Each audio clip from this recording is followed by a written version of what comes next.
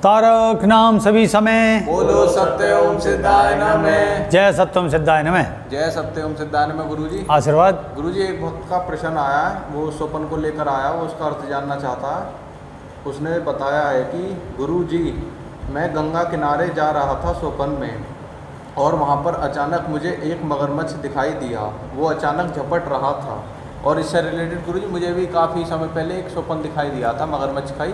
मेरी छत पर जैसे पानी भरा हुआ था, तो वहाँ पे छोटा सा मगरमच्छ था, जैसे बच्चा होता है, और बहुत सारा पानी भरा हुआ था बारिश की वजह से। तो मैं उसे निकालकर छत से नीचे फेंक रहा था। तो इसका क्या अर्थ है? सीधा सा अर्थ है इसके बारे में। वैसे तो पॉजिटिव दे रखा, लेकिन ये पॉजिटिव नहीं होता है। तो गंगा जी का जो वाहन है वो मगरमच्छ दिखाया गया है, जैसे गंगा जी में दिखा दें, गंगा जी या गंगा मैया, और उसके वो मगरमच्छ पे बैठी हुई है। मगरमच्छ जो है वो गुप्त शत्रु का प्रतीक है। वैसे भी आप देखोगे घात लगाने वाला है, वो भला तो कुछ करता नहीं। क्रोकोडाइल और इसके विषय में दोनों भिन्न है। मगरमच्छ और क्रोकोडाइल में अंतर है। क्रोकोडाइल को आप वैसे खेल भी लेते, पकड़ भी लेते हैं, लेकिन बात तो यही है कि ये मछली खाते हैं उसमें, और वैसे तो गंदगी को ही ख़त्म करते हैं, ऐसी बात नहीं है। लेकिन इसका जो सच्चा अर्थ है, मतलब जो लक्ष्मी का वाहन बताती है कि भाई ये जो है उसका जो है क्या क्या करते हैं, उनका प्रतीक है, और देवी का वाहन है जैसे गंगा जी का वाहन। तो गंगा जी जो है पॉजिटिविटी का प्रतीक है, नेगेटिविटी पे पॉजिटिविटी का प्रभाव होना, मतलब अर्थात नेगेटिविटी का दमन करना अर्थ हुआ। वाहन का अर्थ ये नहीं होता कि हम उस पर चले जा रहे हैं। तो सवाल यही है, जैसे लक्ष्मी जी का ना उल्लू, तो उल्लू का मतलब है लक्ष्मी उल्लू के यहाँ नहीं आती हैं। कहने का तात्पर्य ये है कि उसका कहेगा उल्लू की जो है लक्ष्मी हमेशा गायब हो जा। तो ये मतलब प्रतीक उल्टे होते हैं, अर्थ कर दिए गए उनके गलत, सही मायने। लक्ष्मी विद्वान के उस पर यह है, और उसका सवारी करना उसके ऊपर, मतलब उसका मतलब है कि जो नेगेटिविटी है उसके ऊपर सवारी होनी, ये सब अर्थ हैं इसके सीधे सीधे से। ऐसे ही इनका है। बहुत से इस पर थोड़ा सा वैसे कहेंगे कि नहीं ऐसा नहीं है, लेकिन भाई हमने तो इसका बहुत प्रैक्टिकल पब्लिक का देखा है, और हज़ारों की संख्या में इस चीज़ का, और उसका रिजल्ट जो हमने बताया वही कंफर्म निकला। तो इसमें क्या होता है कि जैसे गंगा है तो उसमें से वो दिखाई दिया। तो गंगा जो है विकास का प्रतीक है, पॉजिटिविटी का प्रतीक है। आपके अंदर की पॉजिटिविटी से जो लोग चिढ़ेंगे, जो जैसे ऑफिस में काम कर रहे हो, आपकी पॉजिटिव इमेज है, आप कंपनी में काम कर रहे हो, सरकारी नौकरी में काम कर रहे हो, तो आपकी पॉजिटिव जो इमेज है जिसकी वजह से अधिकारी वर्ग बड़ा प्रसन्न है, तो आपके ही जो समकालीन लोग होते हैं, गुप्त शत्रु, वे गुप्त अफवाहें आपके बारे में फैला देंगे। तो ये गुप्त अफवाह फैलाने का प्रतीक होता है।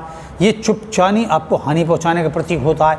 ये मतलब इस तरीके से जैसे कोई फाइल गायब कर दी आपके बारे में, कुछ लिखवा दिया, बता दिया, फैला दी, न्यूज़ फैला दी, कुछ भी इस तरीके का।